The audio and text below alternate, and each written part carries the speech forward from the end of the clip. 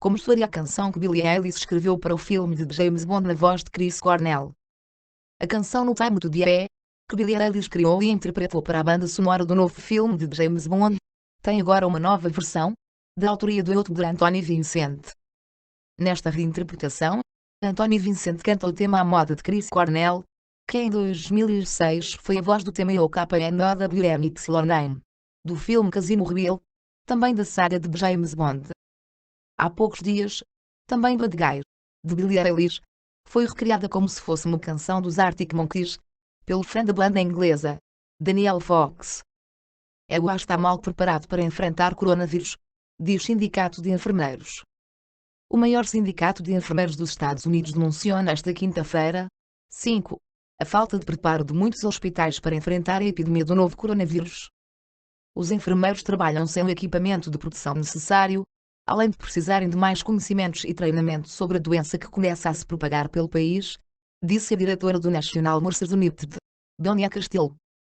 Até o dia de hoje, mais de 80 de nossas enfermeiras afiliadas ficaram em quarentena, disse em uma coletiva de imprensa na Califórnia realizada pelo sindicato, que afirma ter 150 mil membros.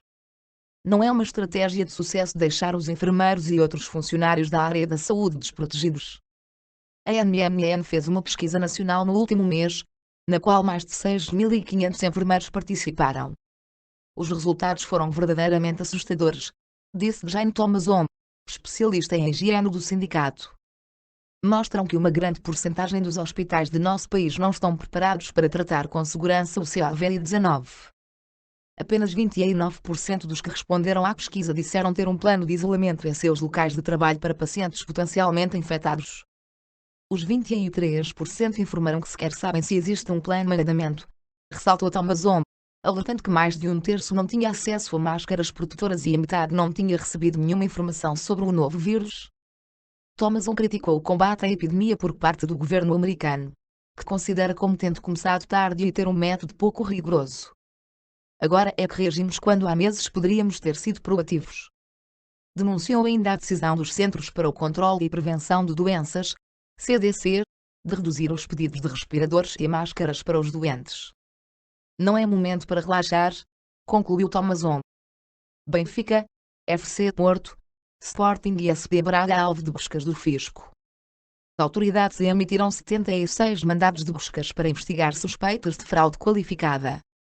A investigação terá tido origem nos documentos sobre transferência de jogadores publicados pelo Football Leaks. A autoridade tributária, AT, lançou uma operação de buscas aos principais clubes de futebol em Portugal, confirmou ao público fonte desta entidade. A mesma fonte adianta que o juiz Carlos Alexandre está a liderar as buscas que, na manhã desta quarta-feira, levaram as autoridades às instalações do Benfica, FC Porto, Sporting e SP Braga. Para além destes clubes, a ATRCEP, que coordenam as buscas, estão também a recolher documentos junto da Stift, empresa gerida pelo agente Jorge Mendes. Em causa está a suspeita de fraudes fiscais cometidas pelos clubes e intermediários em transferências de jogadores. Em comunicado publicado na manhã desta quarta-feira, a AT revela que, no âmbito da Operação Fora de Jogo, foram cumpridos 76 mandados de busca, sendo que, deste número, 40 são de âmbito domiciliário e 5 envolvem escritórios de advogados. Esta autoridade detalha que as buscas, que investigam suspeitas de fraude qualificada, dizem respeito a negócios realizados no futebol profissional. Os mesmos negócios terão visado ocultar ou obstaculizar a identificação dos reais beneficiários finais dos rendimentos subtraídos, por estas vias, ao cumprimento das obrigações declarativas e subsequente tributação devida em Portugal, detalha a AT. Pouco depois, também a Procuradoria-Geral da República, PGR, emitiu uma nota sobre esta operação, acrescentando aos crimes mencionados pela AT suspeita de branqueamento de capitais. A PGR diz que estão a ser analisados negócios realizados a partir de 2015, com as buscas a envolverem dirigentes dos clubes de futebol e respectivas SAD, escritórios de advogados e agentes intermediários. Também Guimarães, Marítimo, Estoril e Portimonense estão entre os clubes de futebol visados nesta operação, que prevê apreensões nas casas de Pinto da Costa, Luís Filipe Vieira, vários jogadores de futebol e do empresário Jorge Mendes, explica a sábado. Fonte do FC Porto confirmou ao público a presença dos agentes da AT nas instalações do clube. Também o Guimarães foi alvo da ação de fiscalização realizada esta quarta-feira, apurou o público junto de fonte do clube.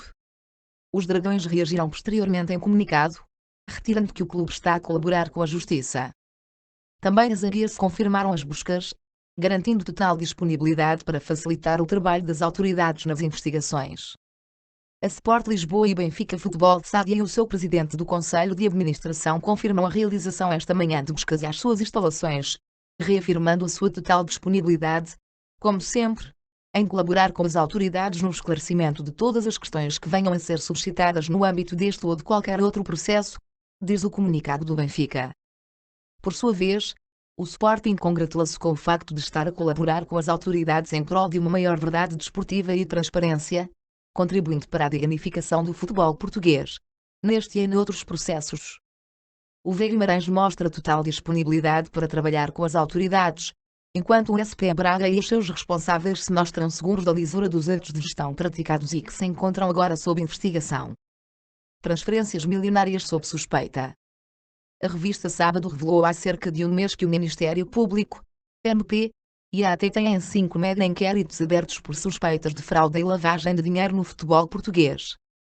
As investigações visam contratos relativos aos direitos económicos de jogadores de futebol profissional, os contratos de direitos de imagem, prémios de assinatura e pagamentos de comissões a terceiros pela intermediação na contratação ou na renovação dos contratos de trabalho dos atletas.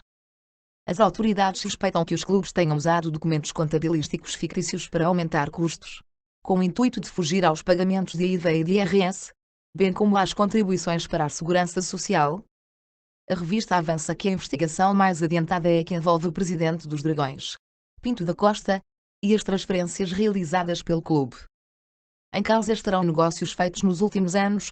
Os colombianos Radamel Falcão, Jackson Martínez e James Rodrigues são alguns dos jogadores investigados, numa lista que também inclui o guarda-redes espanhol Iker Casillas, o defesa francês Lieke Manila e o internacional português Danilo Pereira. No Benfica estão a ser analisados os papéis de clubes estrangeiros e empresas de intermediação nas transferências das águias. A Sábado adianta que Carrillo, Pizzi, Gimenez, Júlio César, Ola e Jonas são jogadores visados pelas autoridades. Futebol Leaks deu início à investigação. O rastilho destas investigações terá sido os documentos partilhados pela plataforma Futebol Leaks, gerida por Rui Pinto. Nesta página, o hacker publicou vários contratos de jogadores, detalhando os pormenores das maiores transferências a nível mundial. Em alguns países, foram julgadas as irregularidades desvendadas na plataforma. Em Espanha, Cristiano Ronaldo e vários outros jogadores ligados à Justiça e Jorge Mendes foram acusados pelo fisco espanhol. Os documentos revelados por Rui Pinto mostravam que o avançado da Juventus teria alegadamente colocado 150 milhões de euros num paraíso fiscal, com a intenção de fugir ao pagamento de direitos de imagem. O internacional português foi condenado a pagar 16,7 milhões de euros às autoridades espanholas. Também a atividade dos fundos de investimento no futebol, com ênfase especial no fundo do IEM, foi revelada pelo português.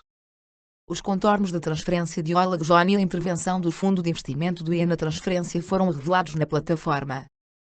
A empresa adquiriu metade do passe do holandês por cerca de 4,5 milhões de euros, contemplando uma transferência de verba de 6 milhões de euros em 3 anos, independentemente do valor de mercado do jogador. Ou seja, mesmo que o jogador não fosse vendido, o Benfica teria de pagar 6 milhões de euros ao fundo de investimento. Em Espanha, as autoridades investigam o fundo sediado em Malta por suspeitas de fugas ao fisco. O mesmo aconteceria se o holandês fosse vendido por menos de 12 milhões de euros. Se a transferência fosse acima desse valor, a do IEM receberia os 6 milhões mais metade de tudo acima dos 12 milhões de euros, explica o livro Futebol Leaks, escrito por 2 jornalistas da revista alemã Der Spiegel sobre os documentos obtidos pela plataforma. O português foi ainda o denunciante do caso Luanda Leaks, que revelou alegadas irregularidades cometidas pela empresária Isabel dos Santos, filha do ex-presidente de Angola, José Eduardo dos Santos. Um dos advogados da equipa de defesa de Rui Pinto, o francês William Bourdon, garantiu ter provas de que o hacker fez várias denúncias anónimas às autoridades portuguesas. Numa conferência de imprensa realizada em Lisboa, o advogado afirmou que, após ter sido ignorado pela Justiça, Rui Pinto decidiu criar o Futebol Leaks para expor criminalidade no futebol. Rui Pinto encontra-se em prisão preventiva desde 22 de março do ano passado, acusado pelo Ministério Público de 90 crimes. Homicida de portuguesa em São Tomé trabalhava no hotel da vítima. A Polícia Judiciária de São Tomé e Príncipe de esta quinta-feira, o suspeito do homicídio de uma portuguesa, na passada segunda-feira. Trata-se de um funcionário do hotel que a vítima geria. O homem, que se encontrava em parte incerto desde o crime, foi detido hoje e será submetido a interrogatório judicial na sexta-feira, adiantou fonte policial à agência Lusa. Catarina Barros de Souza, 51 anos, foi encontrada morta com indícios de ter sido assassinada de forma violenta, no hotel que administrava, no norte da ilha, a cerca de 50 quilómetros da capital, São Tomé. A portuguesa, também com nacionalidade são-tomense, chegou ao país há 12 anos para fazer voluntariado junto das crianças de rua. Mais tarde, trabalhou na empresa de aviação Africa's Connection e também na fábrica de chocolate Cláudio Coralo. O executivo são-tomense, liderado por Jorge Bom Jesus, repudiou o crime, considerado macabro e totalmente condenável pelo presente governo, e por toda a comunidade são-tomense, e transmitiu os mais sinceros sentimentos de pesar pela morte da cidadã. O Ministério do Turismo, Cultura, Comércio e Indústria, juntamente com a Direção-Geral do Turismo e Hotelaria, reafirma o compromisso de preservar a segurança e a calma que nos tem caracterizado enquanto destino turístico e enquanto país, e recusa conviver com qualquer ação que tente alterar o nosso modo de viver e a nossa forma calorosa de receber a todos os que nos visitam ou escolheram viver e trabalhar entre nós. Lê-se numa nota do governo, citada pela imprensa local. Esta quinta-feira de manhã, realizou-se uma missa na capital do país, antes de o caixão ser levado para o aeroporto, com vista a embarcar num avião com destino a Lisboa. O ministro de Estado e dos Negócios Estrangeiros português, Augusto Santos Silva, disse que o governo estava a acompanhar a trasladação do corpo da cidadã, processo que fica concluído na sexta-feira.